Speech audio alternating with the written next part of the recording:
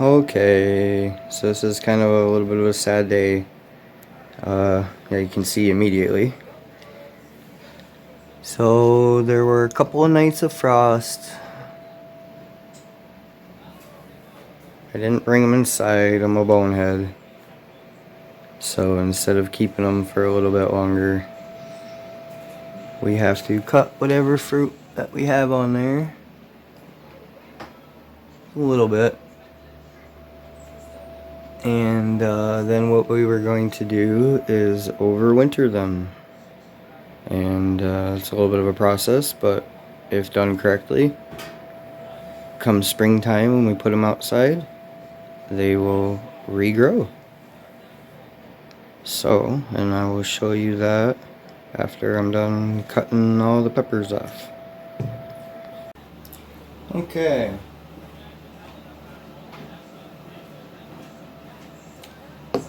So, we have all the peppers cut off, one final haul. We got quite a bit out of them.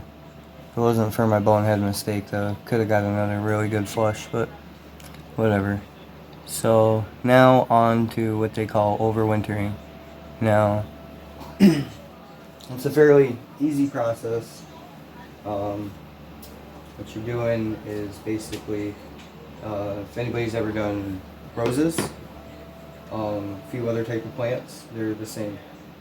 So typically you want to do it before the frost.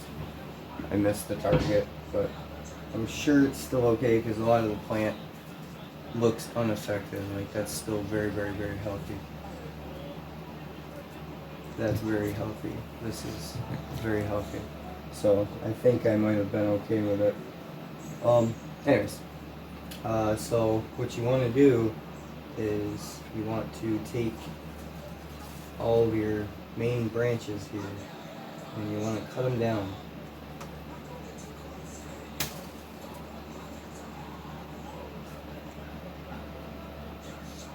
This one we're going to cut out altogether.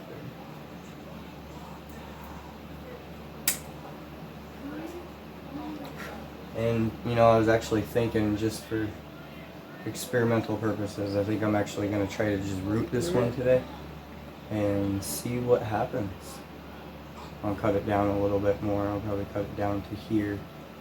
And then my process of rooting is after I cut it, I'll take a scissors or whatever blade and I will lightly shave the stem. Don't dig into it, but lightly shave it like that so it exposes the cell tissue. It makes rooting a little bit faster. So we'll save that one.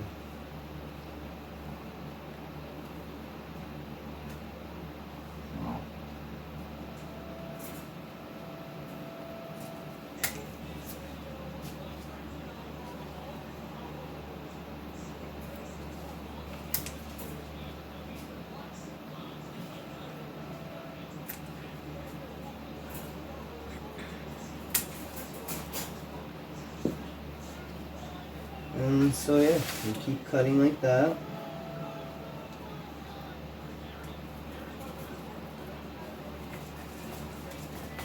I need to get better.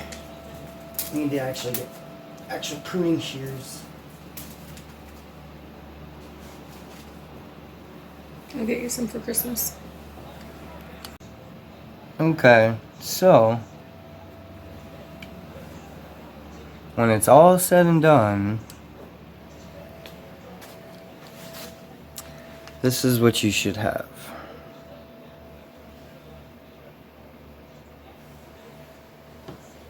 So again, just like roses, and I'm sure you can think of a few other type of plants. So then you just cut it all back like that. That should be what you should end up with. And then the next step in the process is you want to stick it in a cool, dark place with as minimal light as possible. Typically basements are really good for things like this. I currently don't have one, but I have a closet that does stay relatively cool. And there is definitely minimal light. And the soil, this is important. So you can actually see how wet the soil is right now. So we won't be watering this for quite some time. But the other part of the process is over the winter, you only give them a very, very light watering every 3 to 4 weeks. Just enough to keep the soil just slightly moist. You don't want it to let it dry out, but you don't want it to get too moist either. And then all you do is come springtime, you stick it back outside when, you know, the weather's good enough. End of May, beginning of June. All depending on where you are too, but that's typically the time of year for where I'm at.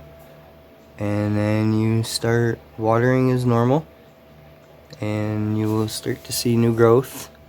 And typically they come back a little bit thicker, a little bit hardier each time, and you can do this over and over again if done the right way. This is actually my first time, so hopefully I'm successful. But that's it. That's how you overwinter pepper plants. These were my Carolina Reaper pepper plants. So, and again, hopefully I'm successful so I can have them again next year. But if not, I mean, I do have plenty of peppers to get some seeds from. So, that's it. Happy growing. Peace.